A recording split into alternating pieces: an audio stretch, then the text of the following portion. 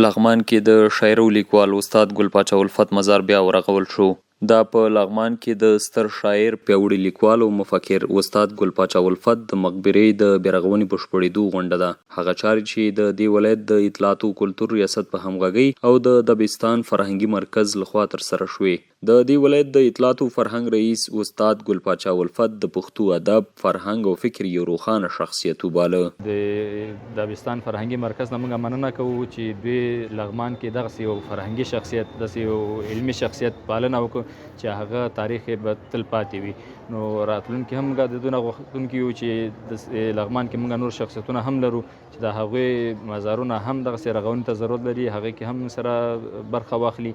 زموږ مسؤلیت او کل کې د دې ولسونو مسؤلیت دا جوړیږي چې په ساتنه کې موږ سره باید همکاري وکړي. په ورته وخت کې د دبستان فرهنګي مرکز مسؤل وویل یاد مرکز نه یوازې د فرهنګي میراثونو د ساتنې او بیارغونې په برخه کې بلکې د کتابونو د ژباړې، تالیف او د علماو، لیکوالو او شاعرانو د پالنې په برخه کې هم هڅې کوي. استاد د هدیرې او د دوی د مزار او د سره شاوخوا چې کوم پارک دی د هغې رغول دا یوازې یو مادي کار نه دی، بلکې دا د استاد نوم بیا تازه کول دي او د هغوی فکر ته کار کول دي او دا انسانیت ته بلنه ده او علم ته او پوهې ته بلنه ده.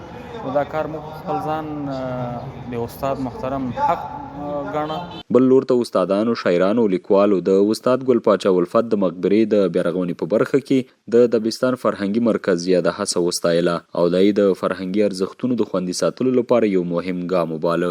دبستان فرهنګي مرکز د قبر یا د مزار ځینې برخې رغولې دي. که دا کار په مالی لحاظ باندې ډیر د کلک د په معنوي لحاظ باندې موږ لپاره د لغمانیانو لپاره دا ډیر د قدر وړ ده چې زموږ د ستر لیکوال، شاعر او ادیب هغه چې دا د پښتو ادب د 5 ستورو څنګه دغه یادونه کړې، موږ ته مننه کوو. الفت صاحب خو یو د ادب اسمان کې 5 ستورو کې یو ستوری ده، نو لازم ده چې دغسې فرهنګیان یې وپالي، استادان یې وپالي، پوهنتون محصلین یې وپالي، دغه نور یې وپالي او د ده هغه د فکر نه باید موږ یو فکر راوباسو او په دې باندې مخ په وړاندې لاړ شو چې دا ټولنه زموږ پرمختګ وکړي. له دبستان فرهنګي مرکز مننه چې د پښتو ژبې د یو لوی ادیب، حقدار ادیب او مستحق انسان درناوی وکړو، د هغه مزار یې جوړ کړو، لږ تر لږه هغه یې یاد کړو.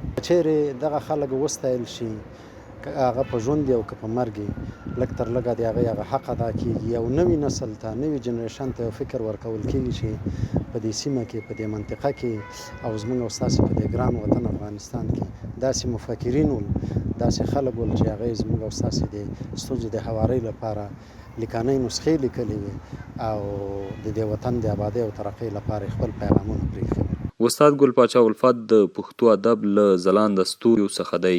د نوموړي نوم د افغانستان په فرهنګي تاریخ کې ځانګړی ځای لري.